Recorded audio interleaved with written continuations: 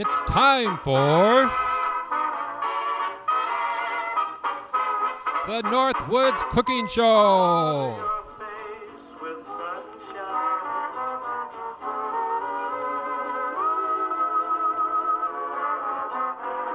Starring Uncle Roy and Miss Callie, the troublemaking dog.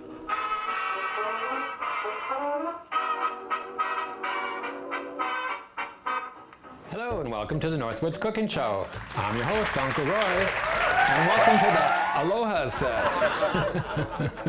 As you can tell, it's a little Hawaiian tropical here, and that's because we're going to be doing a lot of banana recipes. I was at the store the other day and they had a sale on day-old bananas. Well, I got this huge bag for only $1.89.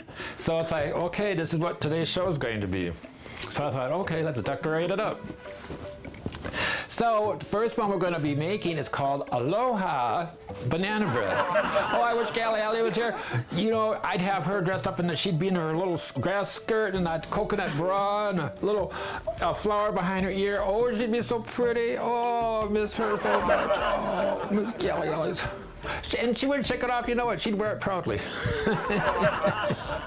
So let's start making our banana bread. So first we're going to do is our dry ingredients. And we need 2 cups of flour. And remember now too that we need to take and level off all of our dry ingredients because even the slightest teaspoon can make your product really dry. And we don't want to have a dry, tough bread. So we just take and level that off. And we're going to do 2 cups.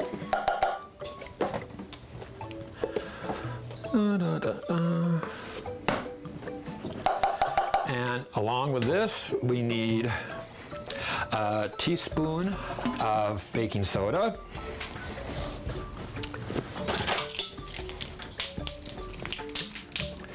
And remember too that if your soda's been sitting there for a while, mix it up a little bit and then level it off.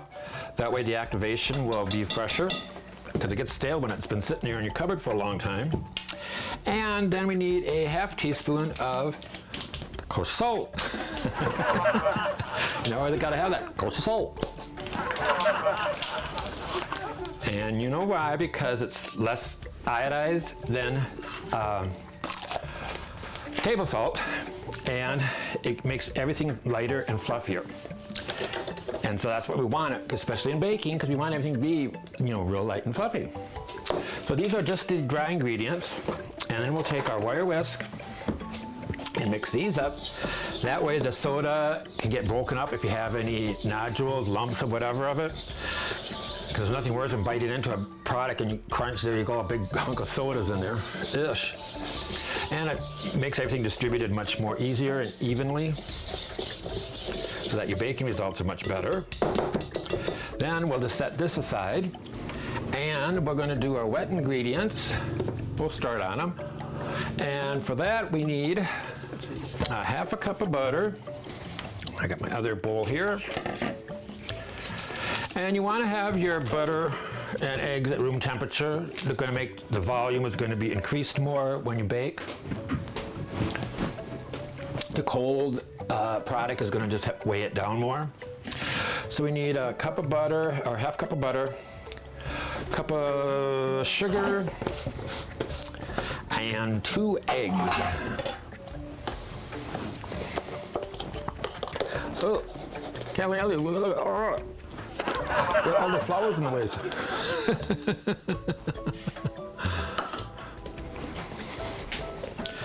And let's see, and I got 2 eggs.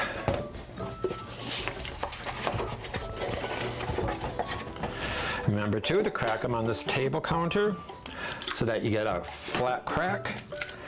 Because on the edge of your bowls, glass or stainless steel, you're going to get chips of egg shells will go into your product. This is much easier and safer that way. And we'll just mix this up until it's creamed together.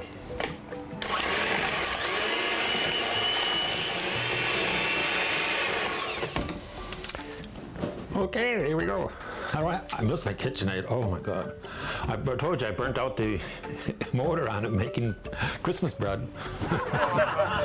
Then a cup of ripe bananas. Well, believe me, these are ripe. Mushy, mushy. So I can just put these right in. So you want like a medium size, and it's gonna take like 2 bananas. Don't get the great big huge ones. You can, just bite it off, eat part of it. You only want the medium size, and that makes about a cup.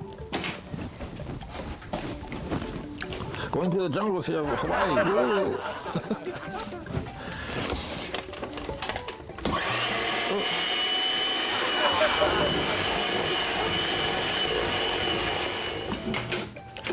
Then into the banana mixture, we need 1 tablespoon of the orange zest, and that's just your peeling off of your orange. And just use, the small, tiny holes on your graters. That's what makes your zest. Or if you have a planer, that works really nice. I don't have one. The way I do it, in storage. So I try to do, it's probably going to be about, almost a whole orange. Because this is the Aloha Banana Bread, not just plain banana.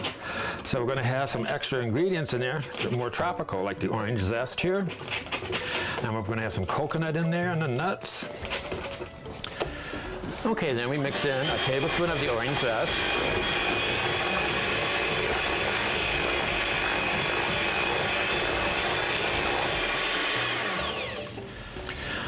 Okay, and then after the zest and bananas are all mixed up, we're going to put in a 1/4 cup of milk, and I'm using the buttermilk.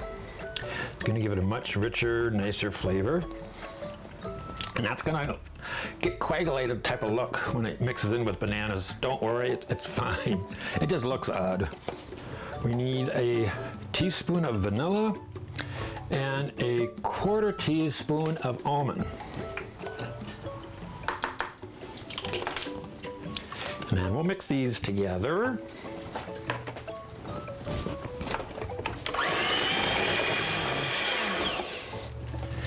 Then we're going to add the dry ingredients, and we'll just fold these in, stir this in by hand.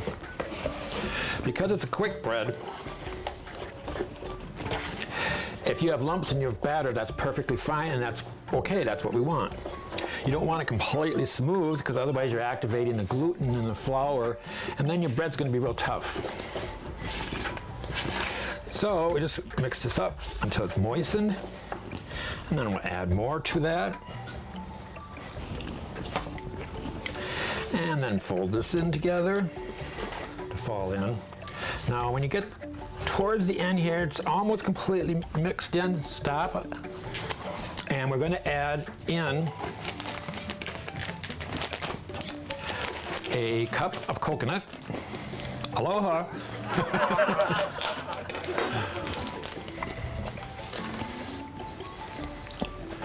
And then with your leftover coconut, just throw it in a Ziploc bag, and I'll make it seal, and then you won't get it all dried out then on you.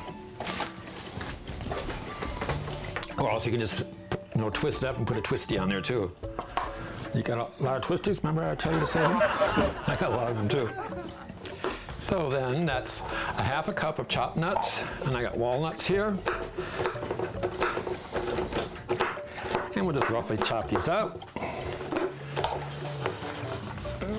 And then we just fold these in all together. Ooh, this is gonna be good. Oh, Kelly. Say the word. Remember, she used to come running if you say that word. She knows it's food. Oh, it smells wonderful. Now, we're going to grease the pan. And remember, too, you only want to grease the bottom and about 1/3 of the way up the sides, not all the way. Because the bread, when it rises, is going to cling then to the sides of the pan, and when it gets to the top, it'll mound up and give you that rounded loaf look. Otherwise, it's going to be just flatbread. Because the metal needs to grab a hold of the dough grabs a hold of the dry metal and pulls itself up and gets rounded when it reaches the top then. The parchment paper when doing your quick breads, they take about 45 minutes to an hour to bake in the oven. And when it sits that long, your bottom of the bread is going to get burnt practically before the insides get done. So you want to have a little cushioning there so the parchment paper helps to block off that heat, so it's not directly on it. So just use a piece of paper, parchment paper, and put your pan on it and then just trace around it and cut that out.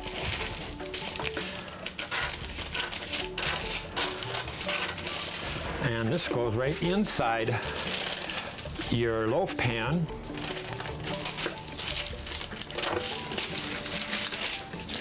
And that'll keep your bread from browning too quickly.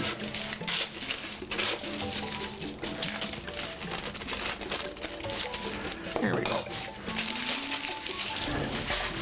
And this is what you do in competition too, because you don't want to have a burnt bread on the bottom, that's for sure. So that just sits right perfectly on the bottom then. And then we'll just pour our banana bread dough right inside. I mean, our Aloha banana bread dough.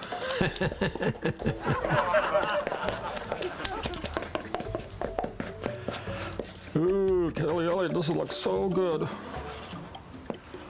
The orange zest and coconuts and nuts and Sample. Oh, that tastes good. Whoa.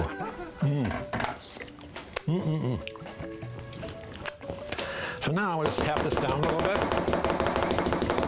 make it even, and we'll put this in a 350-degree oven for approximately 45 to 60 minutes until it's done. Now to test that with your toothpick, it comes out clean, it's done.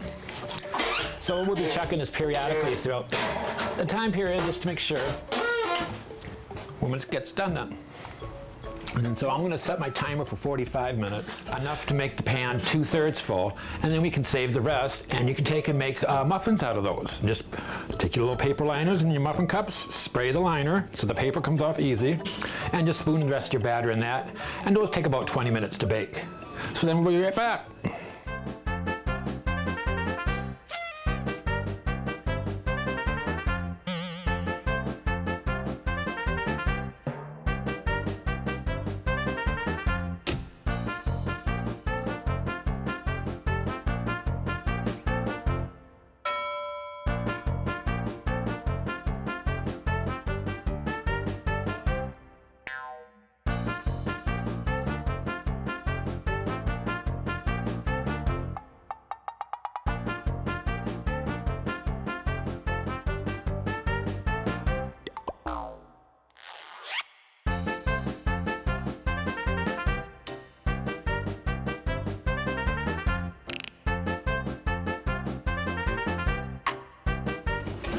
Okay, welcome back.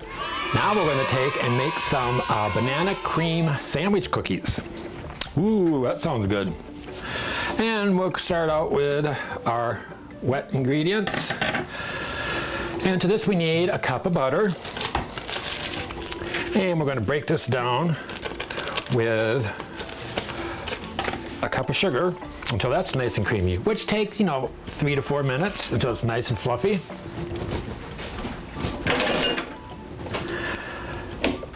So remember too now, this butter's at room temperature so that it's soft and will break down much quicker.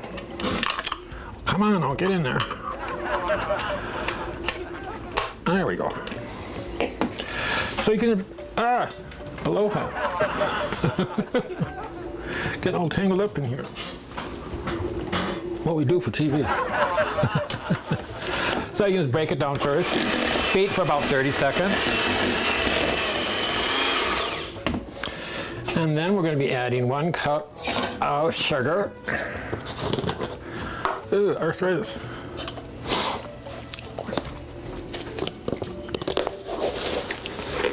And I can level it off and shake that off in the inside of my container there. So I get a nice level cup. And this will pour in a little bit on the slower side. So that way the sugar crystals will dissolve in the butter. Otherwise you get that, crunch, crunch on your teeth if you don't dissolve the sugar. So now to this we need a half a cup of banana, which is about one medium-sized banana. And we'll break that in half and put that in with the butter mixture. And then we also need a teaspoon of vanilla, and along with a quarter teaspoon of kosher salt.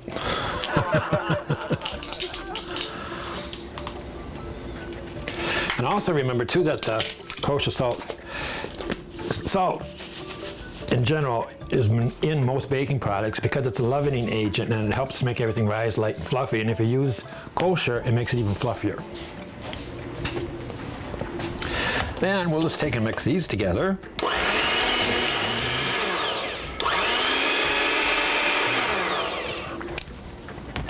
Then, to this, for the dry ingredients, all we have is just the flour. And we're going to put in 2 1/3 cups of flour.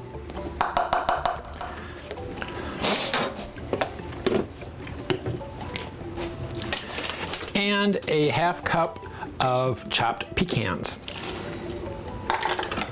Okay, now we'll just stir this in until the mixture is all clings together and doesn't stick to the sides of the bowl anymore. And you want to stir this in rather than using your mixer, because I've done this and told you before, like on Christmas time with all my Christmas cookies. You want to mix that flour in by hand so that you don't activate the gluten, especially on cookies. So you want to stir it in rather than mix it and beat it so you don't activate it, because that powerful beating will do that. And then your cookies are really tough. And people wonder, how do you get such soft cookies? Well, hello, this is it. This is your trick.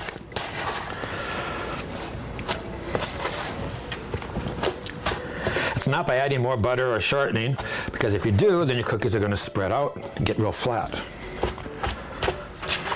It's just that when you add your dry ingredients, you want to add them separately like this, mix it in, and then when they're mixed, you're done, because you don't want to over-mix it. And that's why everybody over-mixes with their powerful mixers, and then your cookies get really tough. So, that's it. Ooh, that tastes good too. So now, we'll just make our cookies. Take my baking sheet and put on my parchment paper. Now, I always use parchment paper if I can. One, it helps clean up immensely, makes it really easy. And 2, it helps to keep your cookies from browning and burning quicker. So it's a little extra added, safety net. So now we'll just take our cookie scooper, scoop out our cookies, and we're going to place these about 2 inches apart.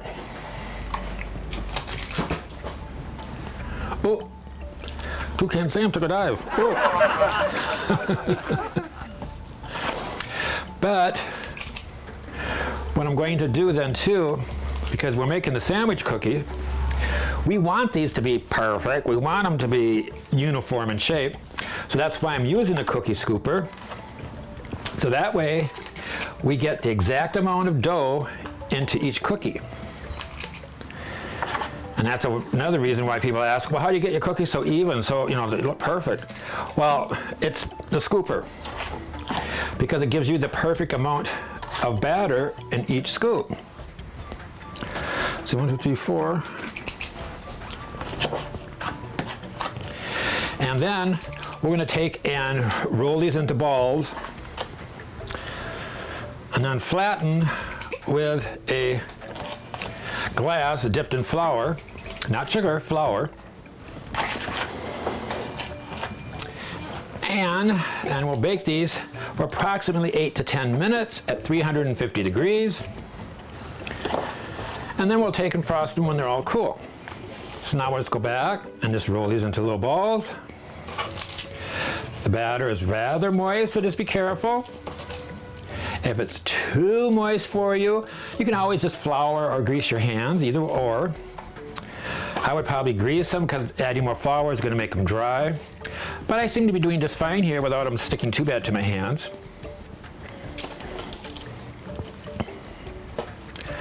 We just want to get the shape together so that they bake out evenly.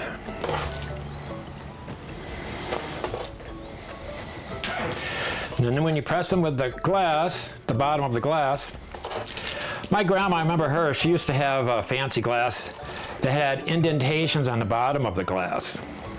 So that would make your cookie almost look kind of star-shaped with the indentations on it. You know, something fancy, gives a little extra look to it. So let's see what fancy glasses we got. I don't think we have anything that fancy. So then we'll just take a little flour in a cup here. And then we'll just take and swirly twirly at the bottom of the glass. And then just go around. First one always sticks. And the second one usually does better. But just flatten these out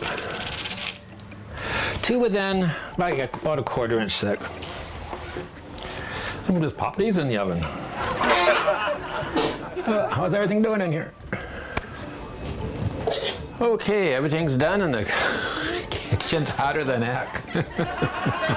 Whoa.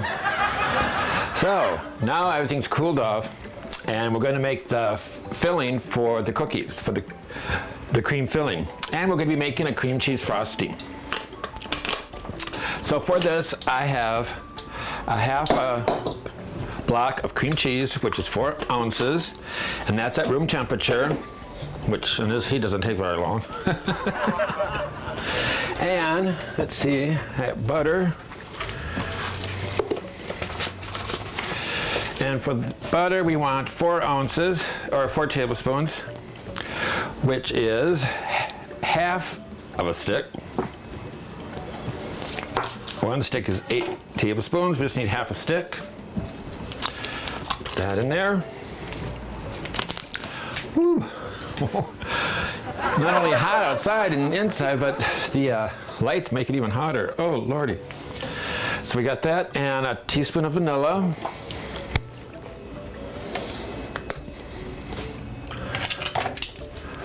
This is still pure vanilla, but it's not that special vanilla that I get. You know which one I mean.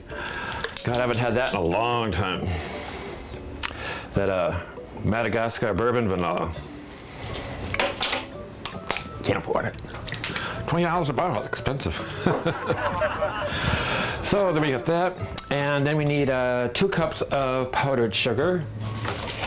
So what I do is just scoop into the bag and just take your hand on the outside of the bag with the plastic and just use that as a guide. And you just scrape it off on the inside. That makes it really easy. And you get the right measurement and you keep everything in the bag, and then you can just, you know, put a twist them on it. Squeeze out the air so it doesn't dry out on you. Or you can transfer it into a Ziploc bag if you want. That works just as well and keep that fresh. It's a little pain in the butt to, you know, transfer, but it still works. Okay, dirty there, clean there, okay. Like working in a airport, in a plane stewardess's kitchenette.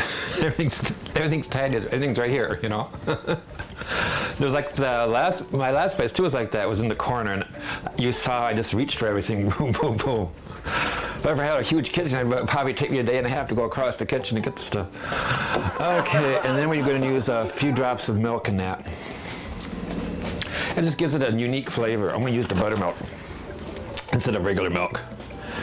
Because, you know, it'll give it a more richer flavor to it. Just want to put in a couple teaspoons. Start out slow, and you can always add more, you know.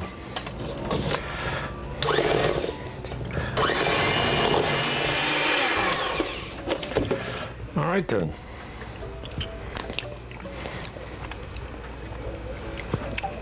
Ooh,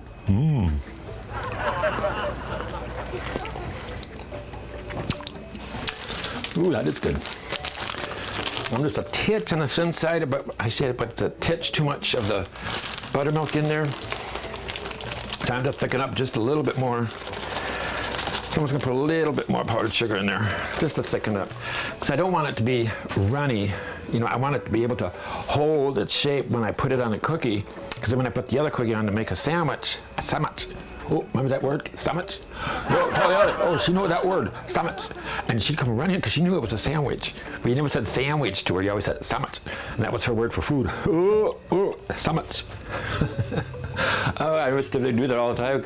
Make myself a sandwich for work or at home or something. Say, oh, I'm just making myself a sandwich. And we go, you say sandwich, and she, whoa, come running in.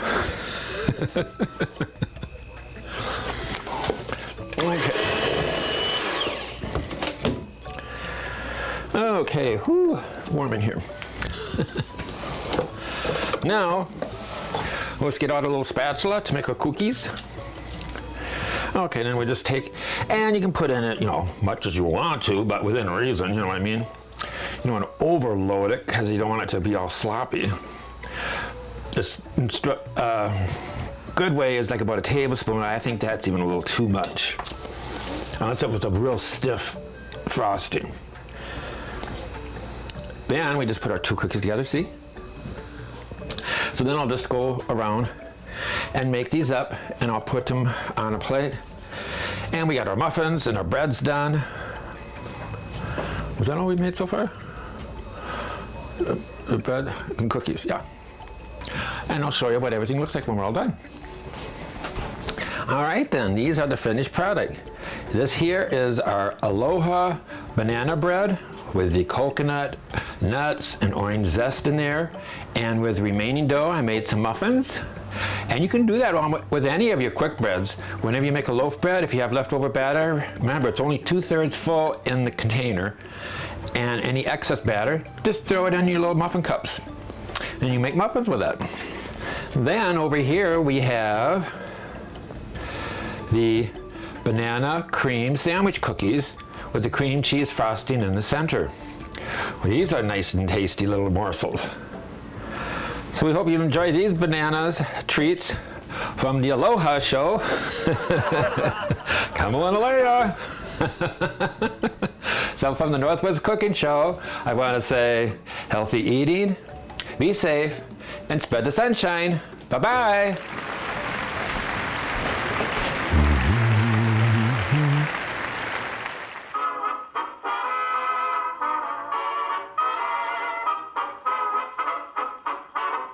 Powder your face with sunshine.